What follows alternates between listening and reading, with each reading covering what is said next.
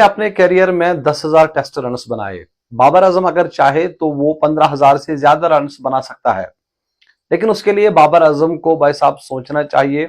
उनको कैप्टनसी पर ज्यादा फोकस नहीं करना चाहिए। कैप्टनसी एक छोटा सा मसला है।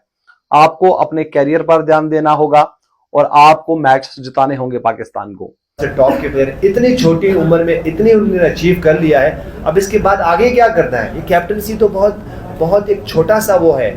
मेरे ख्याल इससे बाहर निकले और परफॉर्मेंस दें और पाकिस्तान के लिए वंडर्स करें। और बाबर आजम एक ऐसे प्लेयर हैं जो कि मैंने तो सिर्फ 10,000 रन करे हैं, वो 15,000 रन तक जा सकते हैं, लेकिन उसके लिए इस कंट्रोवर्सी से बाहर जाना पड़ेगा। आपके सामने विराट कोहली है।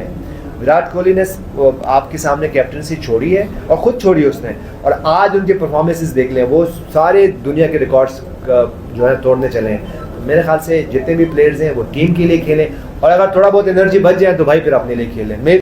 ये कुछ बातें थी जो कल यूनुस खान ने शेयर की है, और यूनुस खान इससे पहले भी कई बार कह चुके हैं कि भाई साहब Babar Azam as a batter एक बड़े अच्छे खिलाड़ी है, और पाकिस्तान के लिए मतलब इस समय अगर किसी की सबसे ज्यादा परफॉर्मेंसेस है तो वो बाबर आजम की है। लेकिन फिलहाल बाबर आजम का एक बुरा दौर चल रहा है, और हर कोई बाबर आजम के खिलाफ, अगर आप देखेंगे तो वीडियोस भी आते हैं, और हालांकि परफॉर्मेंस अगर आप देखें तो बाबर आजम की उस तरह की नहीं है जिस तरह की होनी चाहिए थी या जिस तरह की हुआ करती थी। अब कल एक वीडियो आया है यूनुस खान का, और यूनुस खान ने एक बार फिर से भाई बाबर आजम को समझाने की कोशिश की है कि भाई बाबर भाई आप कैप्टनसी छोड़ दीजिए, कैप्टनसी में कोई चीज नहीं रखी, एक छोटा सा मसला है कैप्टनसी। आप कैप्टनसी को छोड़कर अपने कैरियर पर ध्यान दे, मैच जिताए पाकिस्तान को, खूब रन्स बनाए, और आप में वो एबिलिटी है कि अगर मैंने 10,000 रन्स बनाए हैं तो आप 15,000 बना सकते हैं। और उन्होंने एक एग्जाम्पल भी दिया है विराट कोहली की, द ग्रेट विराट कोहली, और उनका कहना था कि भाई जिस तरह से विराट कोहली के ऊपर भी इसी तरह के सवालात ना उठ रहे थे कि भाई साहब आप परफॉर्म नहीं कर रहे, उनका भी बुरा दौर था और तब वो कप्तान हुआ करते थे।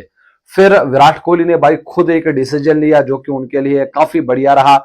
उन्होंने खुद स्टेप डाउन किया। उन्होंने बोला कि भाई मुझे कैप्टनसी नहीं चाहिए, आप कीजिए अपनी कैप्टनसी, जिसको देनी है आप उसको कैप्टनसी दीजिए, मैं अपने गेम पर अब फोकस करूंगा। उसके बाद थोड़ा सा रेस्ट लिया, प्रैक्टिस बहुत ज्यादा कर दी, अपने फिटनेस पर काम किया, और भी बहुत सारे कोच मतलब उनके साथ उन्होंने काम किया। और जब विराट कोहली वापस आए तो आप देखिए वो वंडर्स कर रहे हैं, मतलब दुनिया का सबसे बेहतरीन खिलाड़ी मतलब विराट कोहली बन गया है। तो इसलिए जो यूनुस खान है उनका भी यही मानना है कि भाई आपको विराट कोहली के फुटस्टेप्स को फॉलो करना होगा। किस तरह से उन्होंने खुद ही कैप्टनसी छोड़ी है और अपने गेम पर फोकस किया, और आज आप देखिए कि वो किस तरह का बल्लेबाज है। वो लेजेंड्स जो क्रिकेट में हैं और उनके साथ अब उनका नाम भी जोड़ा जा चुका है। तो इसी तरह जो बाबर आजम है उनसे भी एक्सपेक्टेशंस है, क्योंकि जिस तरह से बाबर आजम ने शुरुआत की थी भाई, हर दूसरे तीसरे मैच में 50 या सेंचुरी आती थी। लेकिन अब कुछ टाइम से बाबर का जो बल्ला है वो शांत है। अभी चैंपियंस कप में बाबर के बल्ले से रन तो आ रहे हैं, पहले मैच में भी उन्होंने 76-77 की पारी खेली थी, कल भी उन्होंने 45 रन बनाए।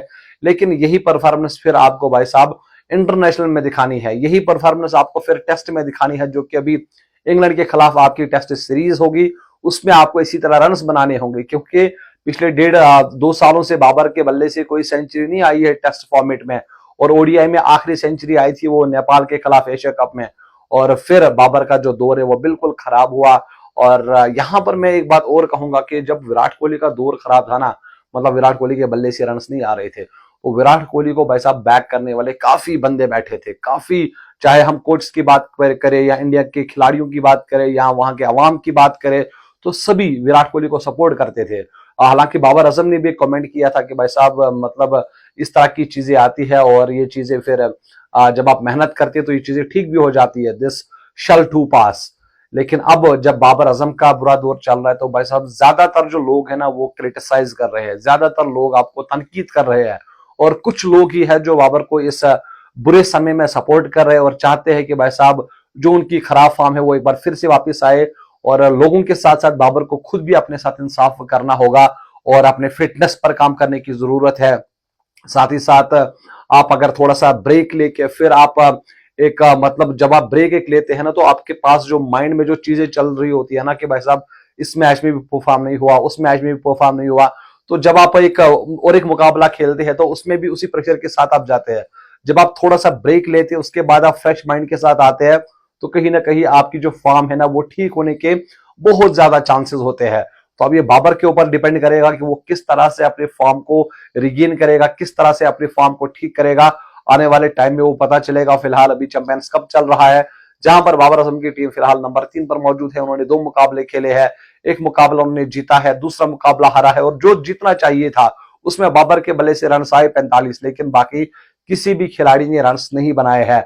और अब ये देखा जाएगा कि क्या इंग्लैंड के खिलाफ अब जो बाबर आजम है, मेरे हिसाब से रेस्ट तो नहीं दिया जाएगा, वो आपको वहां पर खेलता हुआ नजर आएगा। और हम चाहेंगे कि वहां पर बाबर आजम रन बनाए। फिलहाल आप मुझे इजाजत दीजिए, आप अपना बहुत सारा ख्याल रखिएगा। अल्लाह हाफिज।